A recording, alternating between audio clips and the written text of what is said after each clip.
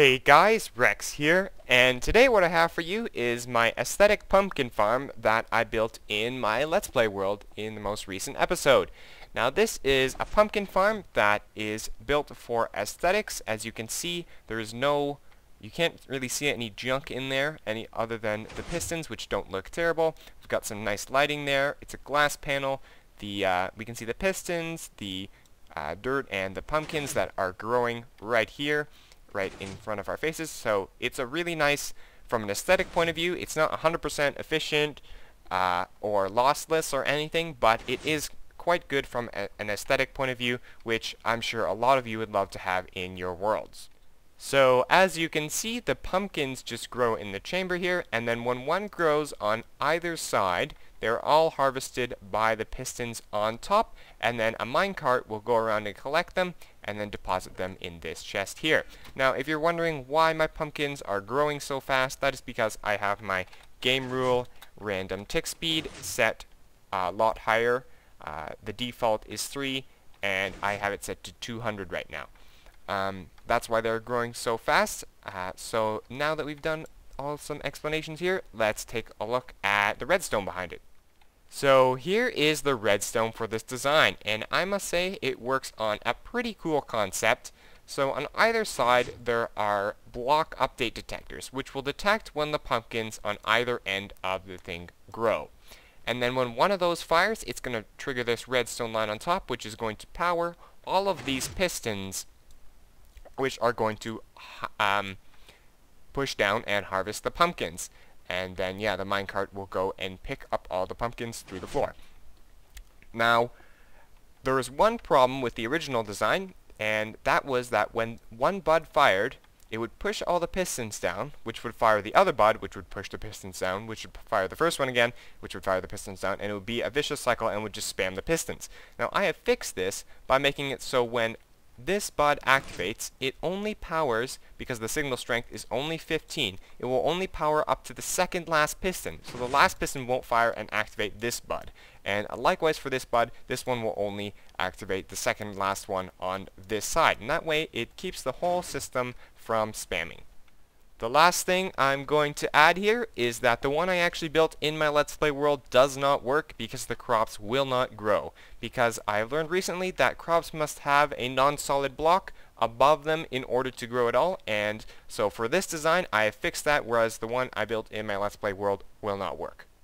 So to build this thing, you're going to want to start off with your wall, which is represented here by the red stained clay. You can have this ring here flush with your wall, if you have your wall here, or you can just have it one back like this, and I made it like that so you can have it pop out by one, and it adds a bit of depth and makes it look nicer. And then this ring here you can build out of whatever you want, but it's going to be 15 wide and 5 high, and that is very important to how this farm works. You can't make it shorter and you can't really make it longer. So the first thing you want to do after that is you're going to come and place 2 rows of dirt along the entire length of the thing here. Next, you're going to want to place a row of stone bricks like this, and then you want to build a little canal for your water to be in, like so. And it's going to look like this when you're done. And then you just want to fill the whole thing with water. Now the reason we have this one row of stone bricks here is because if we make this into farmland and we have the water right behind it, it looks like this. And you can see the water through the farmland because it's not a full block tall, and I personally do not like that at all. So we have an extra row of stone bricks there, so it looks like that. So the next thing you're going to want to do is just place a row of sea lanterns or glowstone behind here, and it doesn't have to be every one, but I think it looks nicer when you make it every one. And these will light up your crops so that they'll grow, and they'll light up the room outside as well. Next thing you're going to want to do is place a row of stairs right here, and they have to be stairs for 3 reasons. 1, so that they look nice. 2, so that we can place redstone on top of them, and 3, they'll let our crops grow, because there needs to be a non-solid block on top in order to let our crops grow. And then you're going to place a row of not sticky pistons, just regular pistons on top like this. so that they're one block above here, so they'll be able to push down on your pumpkins or melons. And then you're going to come back here and you're going to place a sticky piston and then 3 stone bricks. And then you're going to do the same thing on the other side. 3 stone bricks like this. And then you just want to come out 2 blocks, place a sticky piston there, and then you want to do that on the other side as well. Sticky piston here, so it looks like that. So now on to the redstone part. So the first thing you're going to want to do is finish off your block update detectors by putting a redstone torch here, block redstone dust, block up like this, and then a redstone torch here.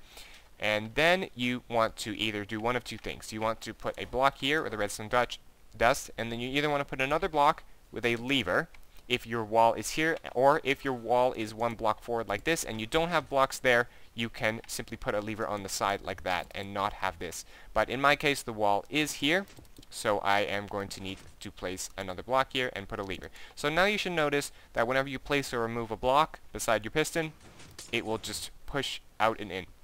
And that will give a pulse from this redstone dust. So then you're going to do the exact same thing on the other side here.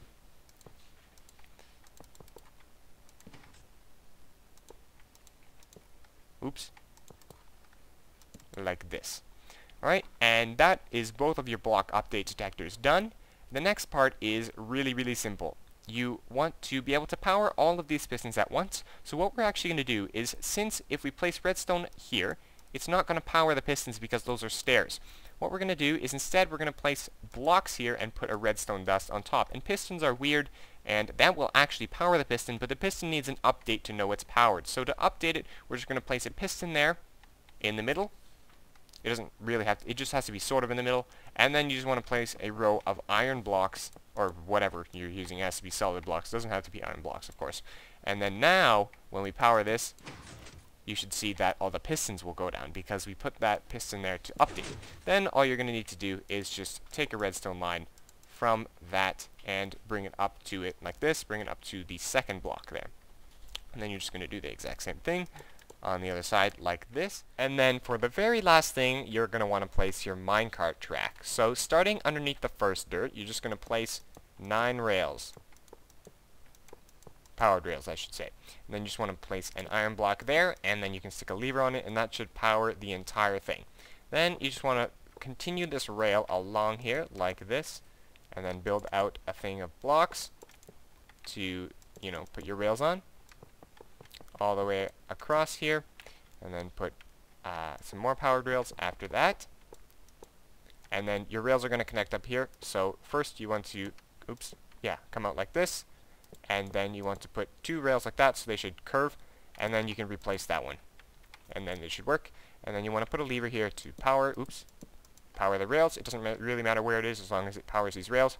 And then lastly, you're going to want to place a chest down here. You don't have to put a chest here. Obviously, you can hook it up to whatever chest you want.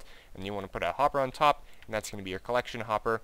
And then you want to put a powered rail on there. And then you want to have a comparator coming out of this hopper. And a block there, repeater, block on the edge of the repeater, and a redstone torch. And that should be the entire thing done. You just need one more thing, and that is the minecart hopper. Alright, so you should notice that it goes back and forth here, and if we put something inside, it will drop it off before it continues, and then it will end up in the chest. Okay, now is the final step. We are just going to come in here, till this entire row of dirt, and you'll notice we don't get any ugly water or anything behind there. And you're going to stick a bunch of seeds in there. It can be melon or pumpkin seeds. They have very similar properties, so we can use whichever one we want. And then you want to place a row of, or a whole panel of glass in front here, so that you can see. Obviously it doesn't have to be glass, but that's sort of the whole point of this farm, is it looks nice. And then so you'd use glass so that you can see the pumpkins inside growing. And that is it. So I hope you enjoyed this tutorial. I hope you can build this into your world and have a nice looking pumpkin or melon farm. But if you enjoyed this video, then please leave a like. It really means a lot. And follow me on Twitter at NanoRexMC for more updates. But thanks for watching, guys, and I will see you next time. Rex out.